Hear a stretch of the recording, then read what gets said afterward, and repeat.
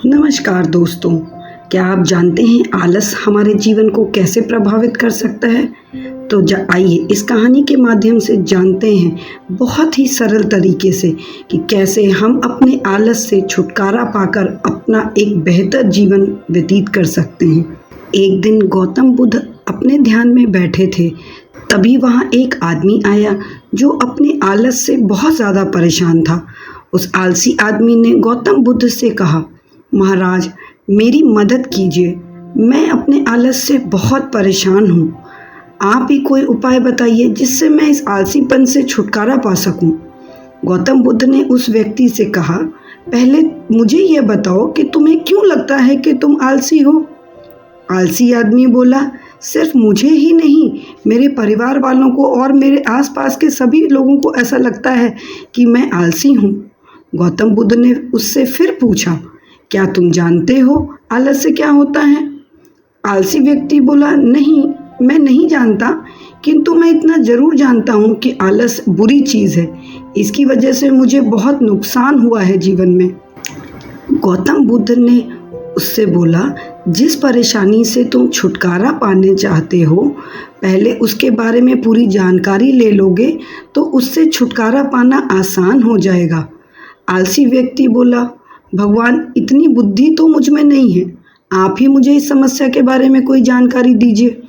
गौतम बुद्ध बोले, आलस एक मानसिक अवस्था है, एक विचार है जिसे जाने अनजाने में हम खुद ही जन्म देते हैं। आलस के दो मूलभूत कारण हैं जिसके कारण आलस जन्म लेता है। एक है शारीरिक और दूसरा मानसिक। शारीरिक कारणों में पहला कारण है गलत तरह का भोजन। हम सभी जानते हैं कि हमारे शरीर को भोजन से ऊर्जा मिलती है, और यदि यह ऊर्जा प्राकृतिक रूप से जो हमें भोजन की वस्तुएं प्राप्त होती हैं उससे मिले तो ये हमारे शरीर को अच्छी ऊर्जा प्रदान करता है। उसके उलट यदि हम निर्जीव वस्तुओं से ऊर्जा प्राप्त करते हैं तो यह हमें आलस्य की ओर ले जाता है। दूसरा कारण हमारी शारीरिक गतिविधि जो हमें आलस्य के चुंगल में फंसा सकती है। गौतम बुद्ध ने आलसी व्यक्ति को अपने शिष्यों की तरफ इशारा करते हुए कहा कि देखो, इनके चलने फिरने बैठने के तरीके में कुछ अलग नजर आ रहा है तुम्हें? तब आलसी व्यक्ति कुछ समझ नहीं पाया। तब गौतम बुद्ध ने उससे कहा, मेरे शिष्य जब भी बैठते हैं तो वे रीढ़ की हड्डी को एकदम सीधा रखते हुए बैठते हैं।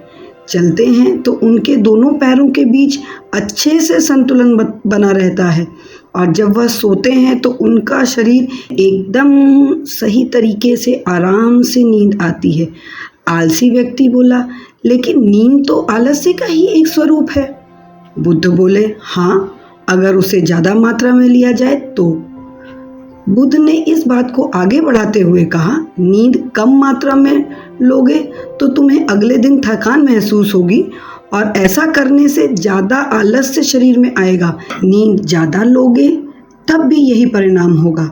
इसलिए नींद को न ज़्यादा न कम, एकदम सही मात्रा में लेना अति आवश्यक है। आलसी व्यक्ति बोला, हाँ, यह तो मैंने भी अनुभव किया है। बुद्ध बोले, अब मानसिक कारणों के बारे में जान लो। मानसिक कारणों में सबसे पहले हमारी पुरानी गलत धारणाएं। अक्सर ऐसा होता है कि हम पहले जिन कामों में असफल हो चुके हैं, हमारे अंदर ऐसी भावनाएं बन जाती हैं कि हम उस काम में हमेशा असफल होते रहेंगे, जिस वजह से हम उस काम को करने में आलस करते हैं, टालते रहते हैं। कारणों से छुटकारा पाने का एकमात्र उपाय यह है कि हमें अपने मन को यह समझाना चाहिए कि पिछली बार हम उस काम में असफल हुए थे तो हम उसके बारे में जितना जानते थे अब उससे ज़्यादा जानते हैं, क्योंकि असफल होने के बाद हम उससे काफ़ी कुछ सीखे भी हैं। बुद्ध बोले, दूसरा कारण है आलसी और कामचोर लोगों की संगत। कई बार ऐसा होता है कि हम आलसी नहीं होते हैं, मगर जिनके साथ हम रहते हैं हम उन जैसे बन जाते हैं। इससे छुटकारा पाने का उपाय बहुत सरल है कि कामचोर और आलसी व्यक्तियों से दूर रहो। ऐसे व्यक्तियों की संगत में रहो जो अपने काम को बड़ी लगन से करते हैं और तुम्हें कुछ सिखा पाएं।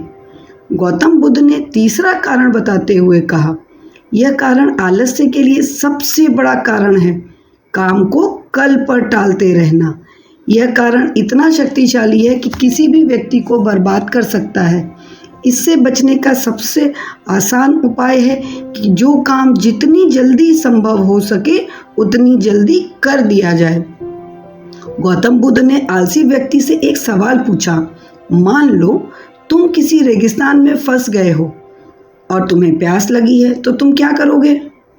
आलसी व्यक्ति बोला, मैं जल्दी ही रेगिस्तान के आसपास कोई गांव तलाश करूंगा या ऐसी जगह तलाश करूंगा जहां पर मुझे पानी मिल सके। गौतम बुद्ध बोले, अगर तुम्हें काफी देर ढूंढने पर भी पानी ना मिले तो क्या करोगे? आलसी व्यक्ति बोला, मैं तभी भी तलाश करूंगा क्योंकि ऐसी परिस्थिति में मेरे पास कोई और दूसरा विकल्प होगा ही नहीं। गौतम बुद्ध बोले, बिल्कुल सही, और यही है मानसिक स्तर पर आलस्य का चौथा कारण, किसी भी निश्चित लक्ष्य का ना होना। यह भी आलस्य की ओर लेकर जाता है। अब सुनो, पांचवें कारण के बारे में गौतम बुद्ध बोले, सोचो कि तुम्हारे पास काफी सारे सोने के सिक्के हैं जो तुम्हें एक जगह से दूसरी जगह ले जाना है। तुम चलते चलते थक जाते हो और किसी पेड़ के नीचे बैठ जाते हो और तुम्हें दूर से तुम्हारी तरफ दौड़कर आते हुए डाकू दिखाई देते हैं। तो अब तुम अभी भी आलस करके वहीं बैठे रहोगे या ऐसी परिस्थिति में तुम वहां से उठकर दौड़ने लगोगे? आलसी व्यक्ति बोला, जी मुझे वहां से दौड़ना ही पड़ेगा, नहीं तो मेरी जान और सोने के सिक्के दोनों ही खतरे में पड़ जाएंगे। बुद्ध बोले, यानी कि तुम्हारे पास एक ठोस वजह होगी दौड़ने के लिए। यही है आलस्य का पांचवा कारण, किसी भी काम के लिए ठोस वजह का ना होना। आलसी व्यक्ति महात्मा बुद्ध की बातों से संतुष्ट हुआ और वह बोला, महात्मा जी, अब मैं आलस्य के बारे में सब कुछ जान चुका हूँ और मैं अब इन कारणों पर काम करूँगा और अपने आलस्य को दूर भगाऊंगा।